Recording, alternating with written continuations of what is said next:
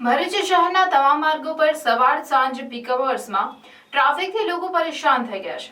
વરસાદથી શહેરના માર્ગો પર ખાડાગ્રસ્ત છે, જેના કારણે ભારે હાલાકીનો સામનો કરવો પડી રહ્યો છે.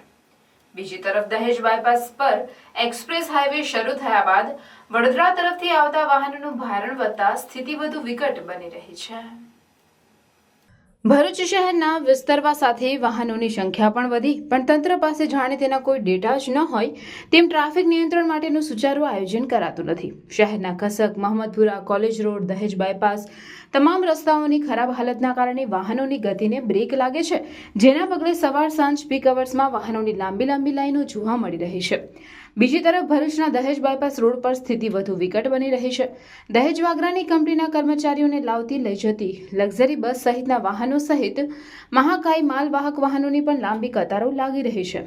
ટ્રાફિકની સમસ્યા દૂર કરવા માટે આ માર્ગો પર અલગ અલગ સ્થળે પોલીસ ટ્રાફિક જવાનોને તૈનાત કરવામાં આવ્યા છે, પણ સ્થિતિમાં કોઈ જાજો ફરક પડી રહ્યો નથી.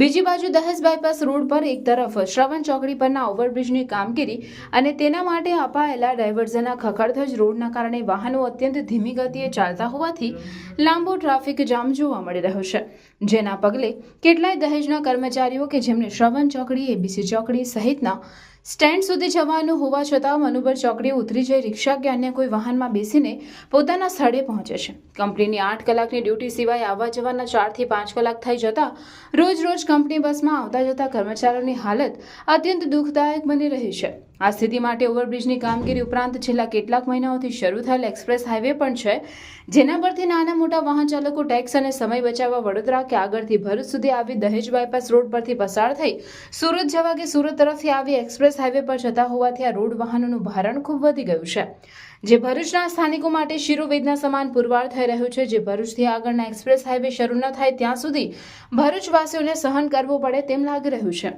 ત્યારે આ અંગે તંત્ર દ્વારા યોગ્ય વિચારણા કરી જરૂરી નોટિફિકેશન બહાર પાડવામાં આવે તે હવે આવશ્યક હોવાનું માનવામાં આવે છે.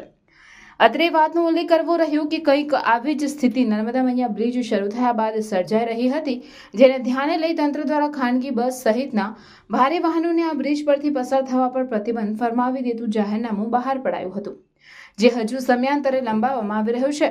ત્યારે કંઈક આવું એક્સપ્રેસ હાઈવે માટે પણ કરવાની જરૂરિયાત છે.